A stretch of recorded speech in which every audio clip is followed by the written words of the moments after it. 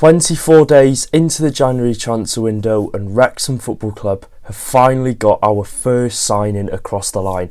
After heavy speculation over the past couple of days and after multiple rumours that Wrexham had hijacked a deal from a Championship side, we have finally announced the signing of Hull City's midfielder Ryan Longman on a deal until the end of the 26-27 season. Before we get into today's video, just would like to apologise if my voice does sound a bit funny.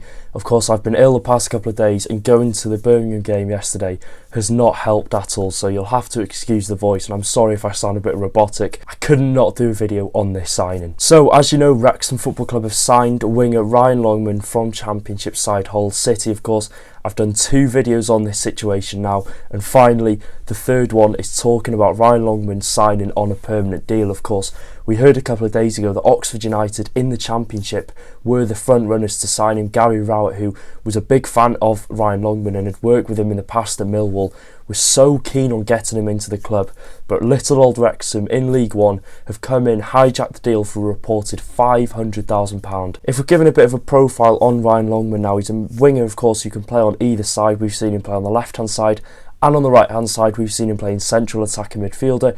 We've seen him playing striker, so he's very versatile when it comes to playing in the front line for whichever club that is, whether that's at Wimbledon, Hull City, or of course Millwall. He's had 4 full seasons in professional football under his belt, and despite that, you might think 4 seasons isn't enough as well for a 24-year-old. He's still managed to register 170 plus appearances across League One and the Championship. So despite Longman only being 24 years old, of course, he's still gained a vast amount of experience at just 24 years old in the higher leagues of the EFL as well. You know, he's proved to be a regular in the Hull City side over the past few seasons. He's registered 12 goals and assists to his name at his spell at Hull City, and last season, of course, we saw him make the loan switch from Hull City to Millwall, of course, under Gary Rowett, where he did perform quite well for Millwall. He scored a couple of really good goals for them. Of course, Rowett is a massive fan of Longman and wanted to bring him at Oxford United as well. But, you know, like I said, he's a big fan of Longman. I think Wrexham have done a really good job to get him over the line. He was a player that Parky did want in the summer. We were heavily rumoured to sign him. It didn't work out.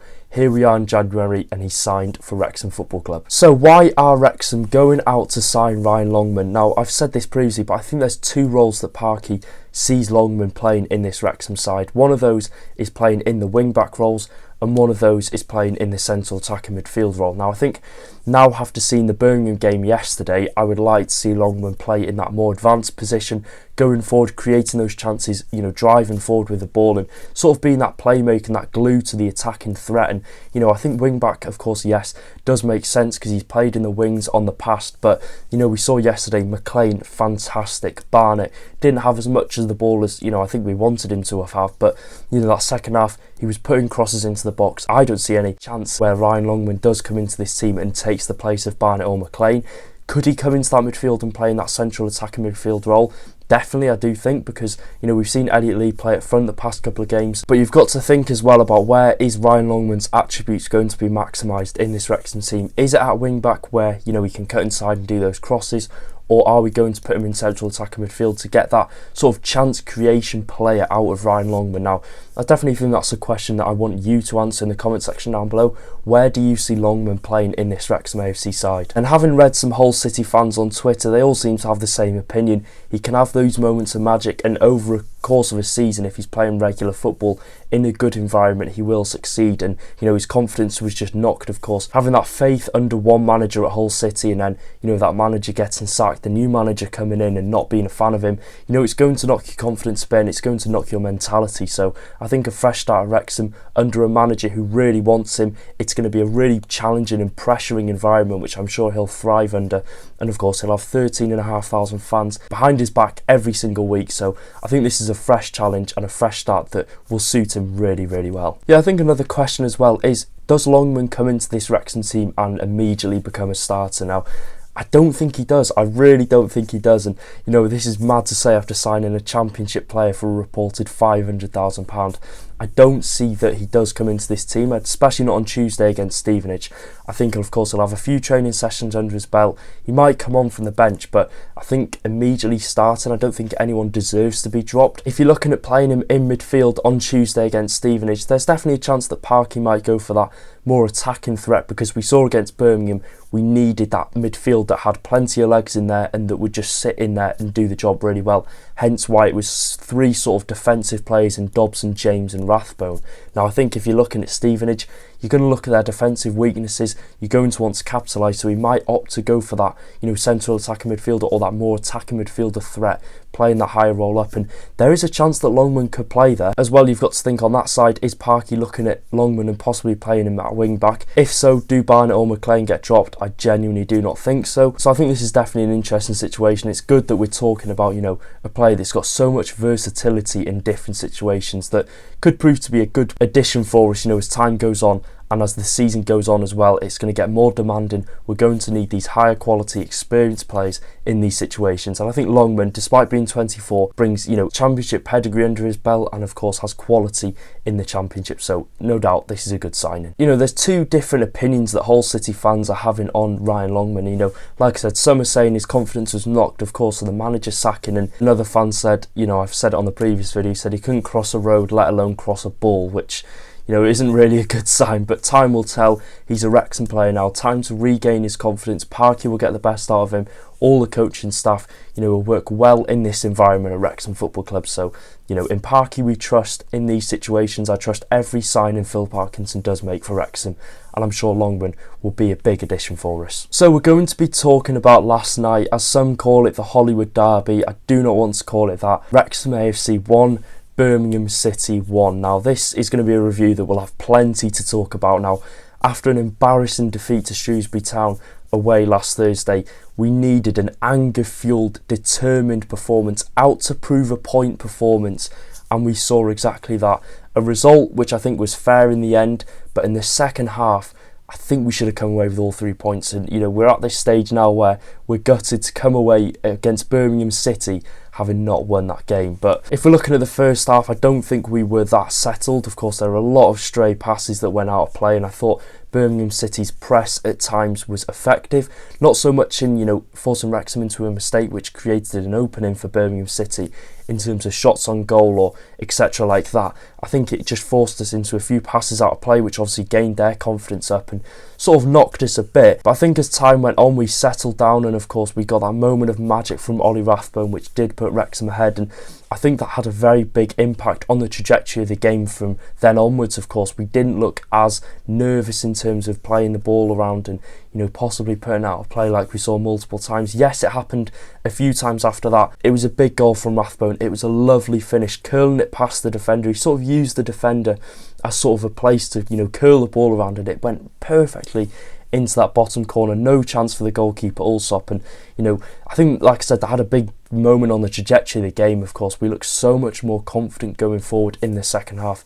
Our chances created in the second half especially were immaculate. Yeah, and if we're looking on Birmingham's goal, I think it's a very disappointing pill to swallow, as we literally saw the exact same scenario a few minutes earlier. Lyndon Dykes pulling off to the back post unmarked. I think it was Dan Scar on both situations. We don't want to put the blame on anyone, but I think Dykes was Dan Scar's man for both of the corners which we saw them nearly score.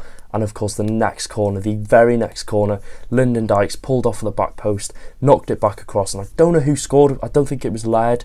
It might have been May or an own goal, but we've only got ourselves to blame on this goal, and it's disappointing because I think after that they didn't really have any scenarios where they could have scored, and there were no real threats going forward after their goal that they scored. But if we're looking at the second half now, a completely different Wrexham side in my opinion came out. So much more fluidity going forward, especially on the wings. Ryan Barnett was getting a lot more of the ball, putting those crosses into the box against Alex Cochrane, who's supposed to be the best left back in League One. Did a couple of good jobs against him. I think it was a really good duel between Cochrane and Barnett, but Barnett got plenty of crosses into the box, and you're looking at our midfield. wow, spectacular yesterday. Dobson, Rathbone, Matty James all could have got man of the match in that. They proved why they should be in the lineup week in, week out.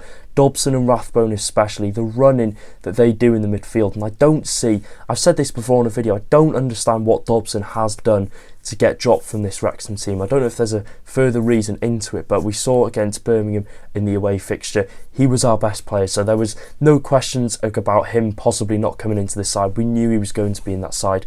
You know, that constant runner in the midfield, breaking up the play. And, you know, I thought he looked really good on the ball. Same with Rathbone. It's just the running they give and the intensity that they bring, I think, just raised the whole performance of the team. And you look at Matty James, his football IQ, his experience, just on the ball as well, his passing. That midfield yesterday, I think, was the best midfield performance I've seen Wrexham have since being in the EFL. Before going into this, we were kind of expecting the worst after coming off that Shrewsbury performance. We didn't know how the team was going to react, and I think going into this game, I'm not sure how many chances, you know, we were going to create, but we could and should have won this game. You think of McLean's shot off the line. You look at Fletcher having that late opportunity as well. The amount of chances that we had where the keeper tipped it over the bar, and, you know, set pieces looked better, although Lee had one corner and it didn't go past the first man. McLean was actually there and it nearly went into the back of the net. I thought McLean's crossing was just inviting us to score and we didn't, and it's a massive shame because that could have been a huge 3 points, you know, at this stage of the season, and had sort of a damaging effect on the teams around us like Huddersfield and Wycombe. It would have sent a statement out. Wrexham Football Club are here for automatic promotion, but I think a draw, you know, we'll have to settle for it. Of course, it's happened now. We would have taken a draw before, we'll take a draw after. But you're looking at the chances created and you are kicking yourselves because there were so many chances to put the game to bed. But again, it's not the end of the world. It's a point against a team that have spent £30 million.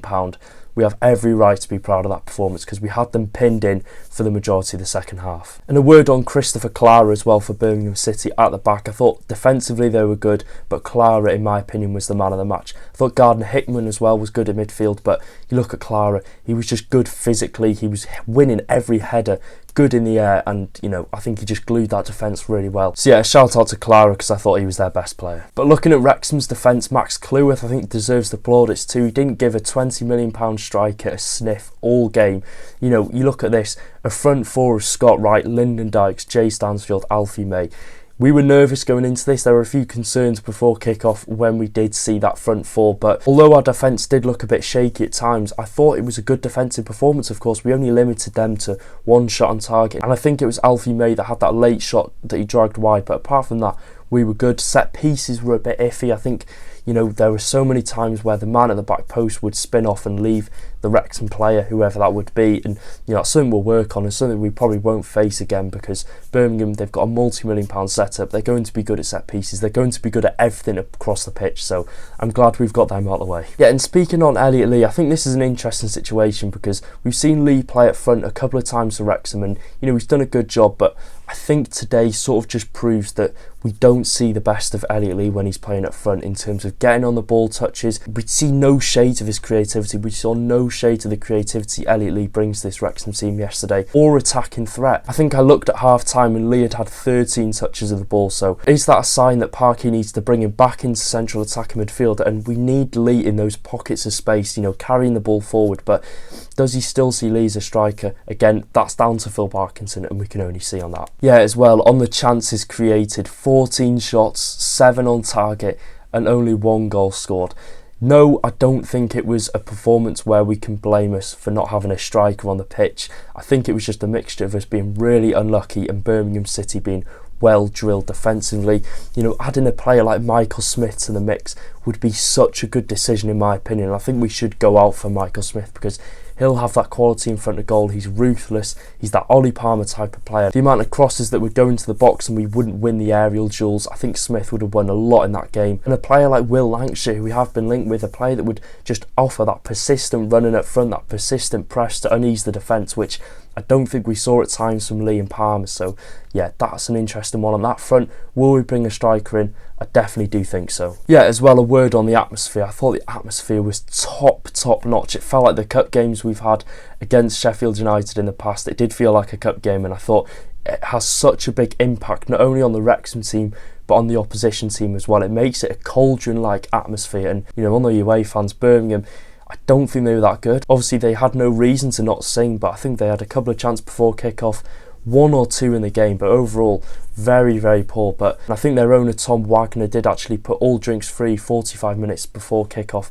in the turf, so a big shout out to him. That's such a nice gesture. But overall, we'll take a point at the end of the day. I think Dobson was easily my man of the match. Let me know your thoughts in the comment section down below. So yeah, that is it for today's video. Like I said, let me know your thoughts on the signing and the Birmingham City game yesterday. If you did enjoy, make sure to subscribe, like, do all that good stuff like I say in every video, and I'll see you in the next one. Take care guys, up the town.